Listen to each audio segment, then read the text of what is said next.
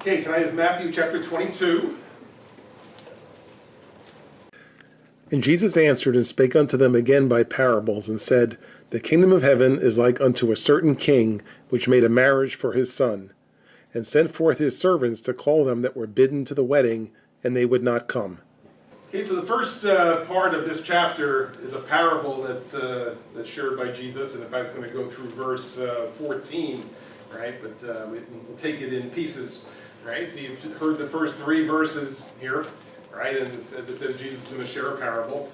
And now it says that the kingdom of heaven is like what he's going to describe. So in other words, as people are invited to be part of the kingdom, right? That's what this parable is going to lay out. It's kind of who's coming, who's not coming, who has something else to do, or whatever. Okay. So as it says, it's like a certain king which made a marriage for his son. So the parable is being used. It's a wedding feast, right? And people are being invited to the wedding. So if you've ever been invited to a wedding, you kind of know that's kind of a big deal, and you have an invite list, and it's a certain people are invited. There's space made for them, and so forth. Okay, so it's a big deal. And at this time, it was probably even more of a big deal than we make of it today, right? From my understanding is that the wedding feast could last for several days, maybe like a week. So it was a really big party, right? Unlike today, maybe we do a big deal for a day, but here it was several days, right, that they would have a wedding feast. So it was a big deal, and so those who were invited, it was something special. Now, as it says, he's making a marriage for his son, right? And the king is making the marriage for his son.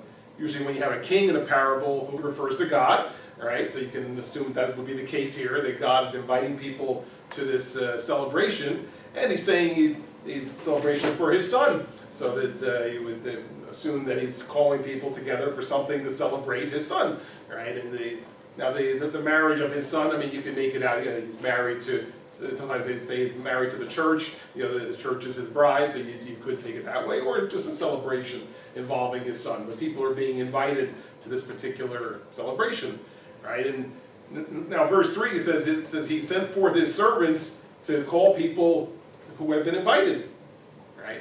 Now, who would his servants be? Could be us, right? Right. His servants could be really any of us. It could be could be the prophets, right? Could be his ministry, right? It could be the disciples, any or all of those, all right? So that there were people who were invited, and now the time was come, so he sent out his servants to invite those people in, right? And now, as we've read other times, the first ones invited were the house of Israel, right?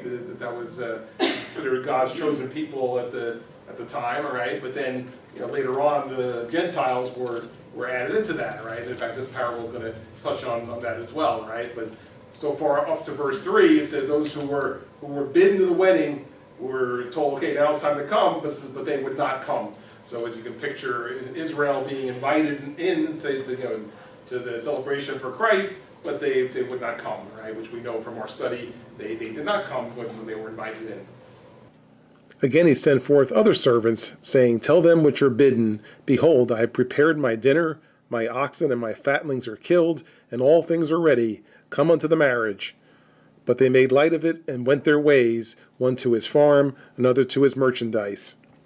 And the remnant took his servants, and entreated them spitefully, and slew them. But when the king heard thereof, he was wroth, and he sent forth his armies, and destroyed those murderers, and burned up their city. The first group of servants went out, and again, if we want to call them the prophets, just for the sake of having a name for them, right? So he sent out some prophets to tell Israel it's time. They didn't come, all right? So now in 4 it says he sent forth other servants or more prophets, and they said, come on, let's go. It's time, all right? So I mean, the detail there is saying that it's fitting into the wedding feast story, right? It says my oxen, my fatlings are killed, everything's ready. It's time to come to the marriage. And when Christ came, right now it's announced, this is the time, right? Jesus has come, so now's the time to come to Christ and to understand what God has done for you. So they were given hints over time, right? The different prophets said he's coming, and now he's here. Now it's time. Everything's ready. It's time to come. Right? So that's what's happening in 4, but now you see what's happening in 5. It says they made light of it. they made light of it and went their ways, one to his farm, another to his merchandise, right? That they were busy doing other things, right? And so just as it applies then, it could apply to people today just as easily, right? That we tell people about the Lord, we tell people about the church, we invite people, we say, now's the time to come, and the people we talk to are not necessarily bad people, they're not necessarily evil or sinful, but they're just busy, right? And say, well, yeah, I'd like to come, but but I have to do this and I have to do that, and I'm kind of busy, and so yeah, if I have time, then I'll come, all right? And so that's a lot of times you get that kind of a response from people that there's a lot of good people, and I'm sure if maybe if they had unlimited time, maybe they would find time to come to church, but you don't, right? Everybody has 7 days a week, and that's all there is. So people are busy doing other things, and so they choose to not come. Right? Well, here in this parable, Israel is doing the same. They made light of it. Right? In other words, it wasn't important to them. That's not to get at when you make light of it. It's not that important. So therefore, it says they went one to his farm, another to his birthday. They were busy doing other things that they felt were more important at that time. Now in 6, it turns a little more grim here, right? I mean, it was just one thing to make light of it and say that I don't really want to be part of it, but now in 6 it says that the rest took his servants and treated them spitefully and slew them. All right, it says the servant, the prophets were being killed now by these people. All right, and over the course of history of the prophets, there were many who were killed for the cause, right? And then even the disciples of Christ, were mostly killed as well over time. John the Baptist was killed. Okay, so different ones who were there to herald his coming and try to get people to come in, that they were killed for their trouble, right? So they were not treated very well, obviously. So it was more than just ignoring the message. They killed the messenger also. Okay, so 7 says when the king heard this, of course, I mean, God would see it immediately, but within the story, it says when the king heard this, he was wroth, which means angry, right? He's pretty angry at hearing this, and that's why he says he sent forth his armies and destroyed those murderers and burned up their city. Okay. Now, again, for your knowledge of history, maybe another 40 years later, right, there was around 70 AD, there was a time when the city of Jerusalem was destroyed. Right, and so that was basically God taking care of those who had killed the servants, killed the prophets, killed the disciples, and so forth. Right, so there was a punishment there, and so Jesus at this time is foretelling that. Right, he's saying this is what's going to happen. See, all the things we've read happened already before he came, but now he's saying this is what's going to happen. Is that God is not going to necessarily take that lightly, the killing of his servants. Then saith he to his servants, The wedding is ready, but they which were bidden were not worthy. Go ye therefore into the highways, and as many as ye shall find, bid to the marriage. So those servants went out into the highways, and gathered together all as many as they found, both bad and good, and the wedding was furnished with guests. As you hear this part of the story, I mean, maybe you could picture, picture if you were throwing this kind of a party yourself, all right? And so you had it set up for 100 people, okay? And then here you show up, and people are not showing up, all right? And so if there was a way to quickly get other people to come, you probably would do that, all right? You paid for the meals, you've got everything all ready to have a party, and now the guests are not showing up, so you make a few quick calls. Hey, we have room here. Why don't you come on over? All right, and so you could picture it that way. All right, but what's happening, of course, is Israel, as we said, was the invited guests, and they're choosing to not appear, not be part of it. In fact, they're killing the messengers who are inviting them. So it says that the one throwing the feast, God in this case, turns to other guests. The other guests would be the Gentiles, all right, the heathen, all right, because that's the way the Jews at the time thought of them, all right, that the Gentiles, I mean, when they weren't calling them heathen, they were calling them the dogs, all right, so they were not really well spoken of, but this is what Jesus was telling them. He says, you know what, you're all going to reject it, but then we're going to turn to those who you consider the heathen and the dogs and invite them in instead, right, which is, of course, what happened, that the Gentiles then became part of the kingdom as well. So, and as we said other times when we have read these kind of parables or chapters, I mean, we can be thankful that was the case, right? Because that's how we came to be part of it. Because we're all the Gentile people here, so that we got to be part of it because Israel rejected it because they didn't follow up on their invitation to be part of this great feast. So we got to be part of it, and that's how we come to be here now. So you see the description that is in 9, it says, well, first of all, it says 8, that they which were bidden were not worthy.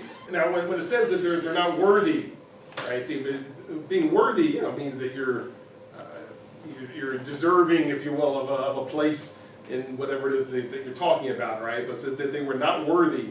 Mainly, they were not worthy because they refused it, because they killed they killed the messenger, right? So that's why they were not worthy, right?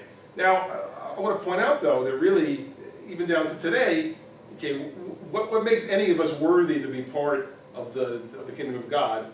We're made worthy because of Jesus, because of God's grace, right? That we're given the invitation, we accepted. That makes us worthy, all right? See, it's not that we earned being worthy, all right, or because we were somehow the best people, and so, oh yeah, definitely you, and you, because yeah, you're the most worthy, right? That we were all invited.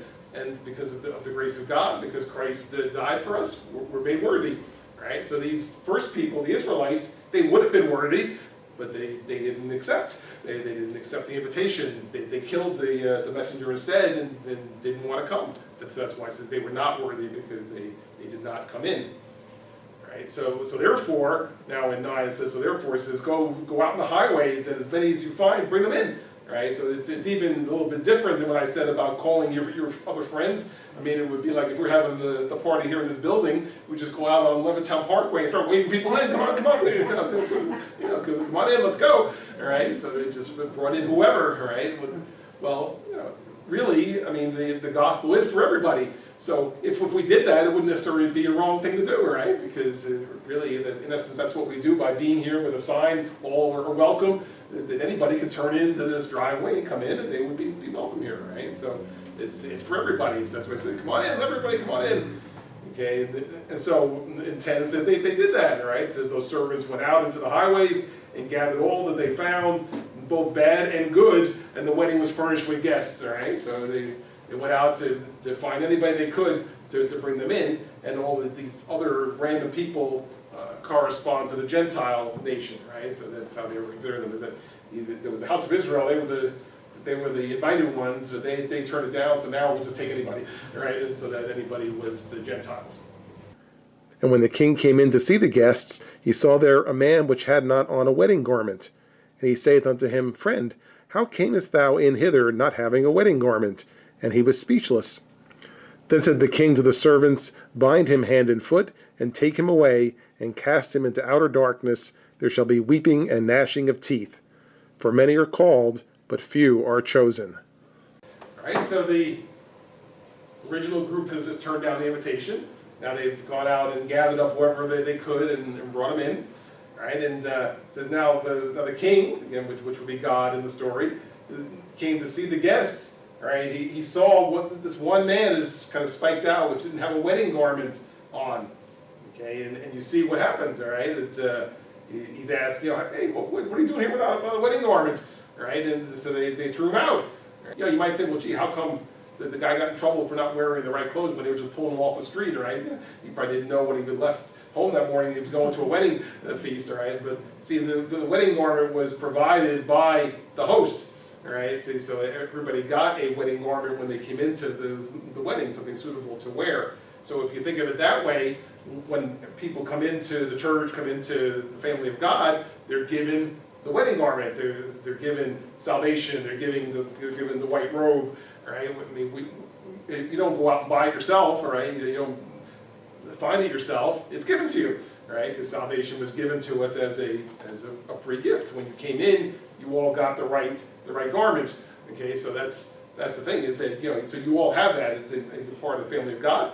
You got that garment. All right, so now it says God in this case is saying, hey, wait a minute, there's somebody here without the wedding garment. What's he doing here? All right, and so now I want you to understand, this is not likened to, like, say, that we're sitting in church and that there are some who are maybe members or not members, all right? That's not what we're talking about. This is really more, it's at the end of time, all right? When God's going to say, okay, come into my kingdom, into the kingdom of heaven, all right? So that those who don't have the right garment are not coming in then, all right? They can try to fake their way in, but God is not faked out, all right? So either you have the garment or you don't. Your name is written in the Lamb's Book of Life, or it's not. Okay, so if you're all set, then you're part of it. But it says those who are not, they're sent somewhere else. And in fact, does it say it? It does. It says that he's sent to outer darkness. Right, that where there's weeping and gnashing of teeth. Right, and now for us, as we understand, as we read from the chapter 40 of Alma in the Book of Mormon, right, that it talks about paradise and outer darkness. See, so we understand that those are the first stops for the souls when they leave this life. Right, you go to paradise or outer darkness before your final destination, which follows that. Right, so that for someone who doesn't have that outer darkness understanding, they may just, like I've read other commentaries of this, and they just say, oh, he was thrown out into the darkness. In other words, he was just thrown out in the darkness to wander around, right? Because it was dark, right? They didn't really have the understanding of what the outer darkness part meant, right? But the outer darkness is where the souls go who are not going to paradise and therefore not going to the kingdom of heaven, right? So, but like I said, that to make sense, you have to understand that this is happening really at the end of time, right? Not while we're in this life. So that at that point, you have the garment, you go to paradise. You don't, you go to outer darkness. And then in 14, see that, I'm going to point this out because this kind of phrasing shows up every so often. For many are called, but few are chosen. And typically it shows up where there's the whole discussion of Israel and the Gentiles. Right? So if you see that popping up at the end of a parable, then you can pretty well assume what that parable had to do with the fact that Israel had the first shot at it, and then the Gentiles came after that because they rejected it. So it says many are called, but few are chosen. Right? The ones who were called originally were Israel. Right? But only few of those would make it through, and then it would then turn to the Gentiles. Okay, so like I said, if you see that phrasing, you can typically assume that it's Israel versus Gentile kind of a parable. Okay, so that's the end of that parable. Then went the Pharisees and took counsel how they might entangle him in his talk. And they sent out unto him their disciples with the Herodians, saying, Master, we know that thou art true, and teachest the way of God in truth. Neither carest thou for any man, for thou regardest not the person of men. Tell us therefore, what thinkest thou? Is it lawful to give tribute unto Caesar or not? First of all, understanding that this is following the other parable, all right? That's what it says. It says, then went the Pharisees and took counsel how they might entangle him in his talk, right? Because they likely figured out that the bad guys in the first story were them, right? So they said, he's trying to slide in these stories here and make us look bad. All right, we got to find a way to make him look bad now. So let's think of some questions we can ask him that'll make him look bad. All right. So in 16 it says they approach him and they start out complimentary. We know you teach the way of God in truth and so forth. So here's a little question we're going to toss in here. All right. Tell us therefore, what do you think? Is it lawful to give tribute unto Caesar or not? All right. Now, first of all, Caesar was the Roman emperor. Okay, so of course the Rome and Italy was a Gentile country, right? And so here these are the Jews, right, of Israel. So but yet where they lived was under Roman occupation. So therefore they were really being asked to pay in. The tribute is like a tax, by the way. So they were asked to pay taxes to Caesar. So they're asking him now, what do you think? Should we be paying taxes to Caesar or not? I mean, we're not Romans, so should we really be doing it? We're Jews, so he's looking for Jesus to say no, don't do it, all right? Because it's not necessary, but they're trying to trip him up to see what he's going to say. So that's the question he's asking. Okay, should we pay the tax to Caesar or not, to Rome or not? Okay? Of course, there's more to the story, but we just kind of stop there in the middle. All right, so that's the question they're using to trip him up here. And now let's see what he's going to say. But Jesus perceived their wickedness and said, Why tempt ye me, ye hypocrites? Show me the tribute money. And they brought unto him a penny. And he saith unto them, Whose is this image and superscription? They say unto him, Caesar's.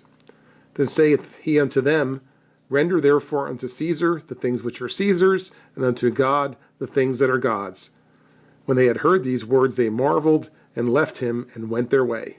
First of all, you can see in 18, I mean, Jesus knows what's going on here, right? It wasn't just some random economics question that they were asking him, right? That they were trying to find a way for him to say something that they could get him in trouble for, that they could point to him and say, look, hey, you know what he said? Right? So that's why he said, why are you tempting me, you hypocrites? Right? So now to answer the question, he says, show me the money that we're talking about here, the kind of money we use to pay the tribute of the tax. And so they bring him some kind of a coin, and he says, whose picture's on it? And they look and they say, well, it's Caesar's picture is on it, right? The same as, maybe we would pull out a dollar bill or a coin, and there would be somebody's, maybe some past president's picture on it or something. But here, the picture was Caesar's. So he says, well, whose is this image superscription that says Caesar? He said, well, and the very famous statement he makes, render therefore unto Caesar the things which are Caesar's, and unto God the things that are God's.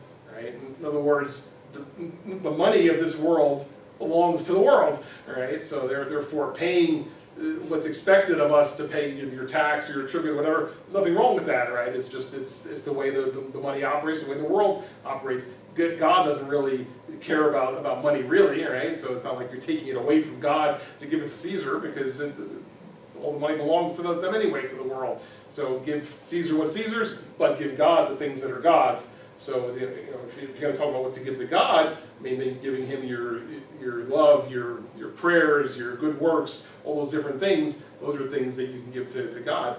I mean, yes, we teach to give money, obviously, to the church and to the Lord, right? But to be honest, it's not going to him, right? I mean, he's out there saying, gee, I wish I had more money and I could do stuff, all right? But, God doesn't need our money, he doesn't really need anything like that, but we use it for what we do here, right? What we do for the church, what we do for other people, what we do for missionary work and so forth, right? What we use the money for. But it doesn't really go to God. Like I said, he can operate just fine without the money. So he's saying, give unto Caesar what's Caesar's, give unto God what's God's, all right? It's a great answer, I think, all right? Because you're in essence separating it out, saying that, this is really government type stuff for the world, but there's other things that are God's which won't cross over them. And then of course in 22 it says when they heard these words they marveled and left him and went their way. He said, we thought we were going to catch him, right? And he came up with this slick answer here, right? We tried and we didn't catch him again. The same day came to him the Sadducees, which say that there is no resurrection, and asked him, saying, Master, Moses said, if a man die, having no children, his brother shall marry his wife, and raise up seed unto his brother.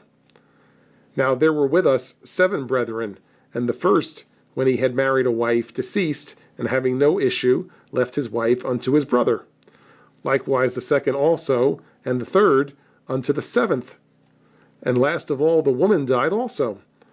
Therefore in the resurrection, whose wife shall she be of the 7? For they all had her.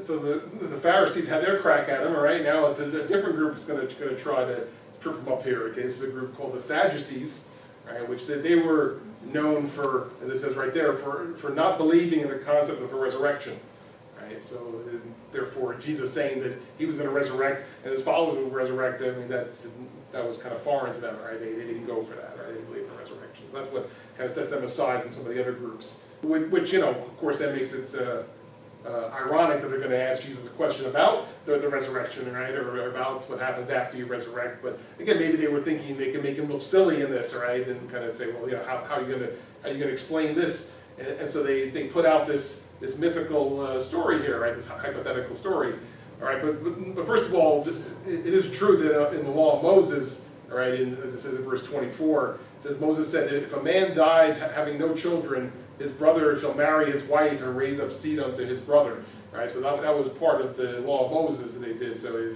if you had somebody got married and the husband died before they could have children, if the man had a brother, he was more or less obligated to marry the widow and then have children with her, which would sort of be like them doing it for his brother. Right? Again, we find this funny sounding right today, right? But if you remember, there was a lot of family type stuff and stuff involving descendants and family lineage and so forth. So it was a way to keep the lineage going by saying, well, the guy died before he had a chance to make babies, right? Maybe he was the oldest in the family, so that the younger brother would go in and make babies with the wife afterward. I don't know, they would get married, and then that would continue the lineage that way, right? Here they're just making mention of that was one of the rules or laws they were living under as part of the law of Moses. So they said, assuming that, right, that you're operating under that kind of precept. Now they said, what happens if, as you see in 25, it says that if there were 7 brothers, right, and the first one dies, and he didn't have any children, so his brother married the wife, and he died without having children, and the third one did it, and you would go through all 7 of them, all right? All 7 brothers wound up married to the same woman at different times, right, as each one died without children, right? So let's, obviously it's an exaggerated example because, again, they're trying to make him look silly. So it says, suppose all 7 of them went through, and now when you get, so finally the woman died, right, after 7 husbands. Now in the resurrection, whose wife is she? Is the question that they're asking. Because she had 7 different husbands in this life, so when they get up there, whose wife is she going to be, is what he's asking Jesus. Jesus answered and said unto them, Ye do err, not knowing the Scriptures, nor the power of God. For in the resurrection they neither marry, nor are given in marriage, but are as the angels of God in heaven. But as touching the resurrection of the dead, have ye not read that which was spoken unto you by God, saying, I am the God of Abraham, and the God of Isaac, and the God of Jacob? God is not the God of the dead, but of the living. And when the multitude heard this, they were astonished at his doctrine. All right, so in answer to the question, now in 29, he says, ye do err, not knowing the Scriptures nor the power of God. All right, in other words, to ask me that question, you really don't get it. You really don't understand how it works. Right, and for in the resurrection, they neither marry nor are given in marriage. It says, but they're as the angels of God in heaven. In other words, they're living in the same place where the angels live. Right, that there's not going to be husbands and wives in heaven. It's not the way we know it here. Right, so therefore it doesn't matter. Right, because otherwise you would wonder. Right, and there are some, by the way, some religions who think there are husbands and wives in heaven, and so then you do have that issue as to how to explain that. What happens if you have more than one spouse here? Who's your spouse there, kind of thing. But it's really not an issue because everybody goes to heaven individually, right? And that's a whole discussion in itself as to how well will we know each other, and will you know this was your wife or your husband on earth? That's a whole different discussion, all right? But the point is that there is no marriage in heaven, and that's the main thing that Jesus is trying to get across here. It says, and so for you to ask that question means you don't really understand how it works. So in 29 and 30, he answers the question, all right? But now in 31, again, remembering that the Sadducees are the ones who don't believe in the idea of a resurrection, so he's going to tell a little more about that. It says in 31, but as touching the resurrection of the dead, have ye not read that which was spoken unto you by God, saying, I am the God of Abraham, and the God of Isaac, and the God of Jacob? Right? This was a statement that God would have made to them, which they, they would have had that in their records, that God said, I am the God of Abraham, the God of Isaac, and the God of Jacob. So Jesus puts out a very simple question, or a statement. He says, God is not the God of the dead, but of the living. So in other words, that Abraham, Isaac, and Jacob are still living, right? Otherwise, why, if they're dead and gone and never to be heard from again, why would God care about being the God of Abraham, Isaac, and Jacob if they're gone forever? Right? He says God is not the God of the dead; He's the God of the living. So he says, so therefore, these men would still be alive in some way, that they would have resurrected. All right. So that's how he's pointing out that God Himself, by things that He said, indicates there would be a resurrection. So now in 33 it says, when the multitude heard this, they were astonished at His doctrine. Right? They said, "Wow, he did it again!" Right? This is things we've never heard before. The idea that, first of all, that the resurrection is such that people would still be considered living. That there's not going to be marriage, but that they are there. God is the God of the living, not the God of the dead. Right? So again, this was different ways of putting it. It says they were astonished at hearing it put that way. So the Sadducees thought they were going to catch him, and said they served up a nice softball so that he could impress everybody again. But when the Pharisees had heard that he had put the Sadducees to silence, they were gathered together. Then one of them, which was a lawyer, asked him a question, tempting him, and saying, Master, which is the great commandment in the law? Jesus said unto him, Thou shalt love the Lord thy God with all thy heart, and with all thy soul, and with all thy mind. This is the first and great commandment. And the second is like unto it, Thou shalt love thy neighbor as thyself. On these two commandments hang all the law and the prophets. Again, I kind of like how it's, the different groups are kind of keeping track of what the other groups are doing, all right? First the Pharisees tried to trip them up with the Caesar business, all right? And then the Sadducees come in and want to talk about, this woman with 7 husbands, all right? So now it says in 34, when the Pharisees heard that he put the Sadducees to silence, in other words, he answered their question and they had nothing more to say. So it says they were gathered together. Come on now, now it's our turn. We got to try to trip this guy up. All right, so it says then one of them was with a lawyer. So that's how it puts in he's a lawyer. Right, the lawyer is supposed to be, I guess, shifty and intelligent, able to come up with questions to trap somebody. All right, so it says, Master, which is the great commandment in the law?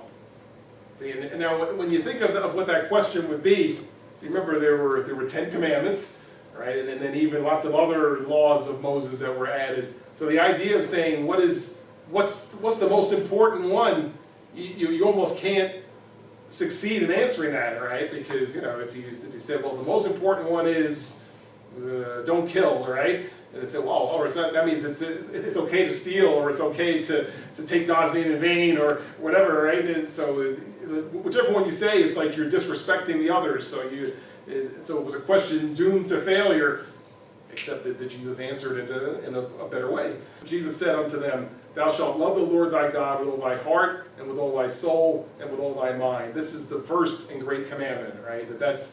So in essence, he made that the most important one of all, right? And now when you think about that encompasses, a lot of the 10 Commandments and so forth. The ones that say, don't take the Lord's name in vain, and so forth, and put God first. Right, these will be included in that, right? But it says that you love the Lord God with all thy heart, soul, and mind. This is the first great commandment. And the second is like unto it, thou shalt love thy neighbor as thyself.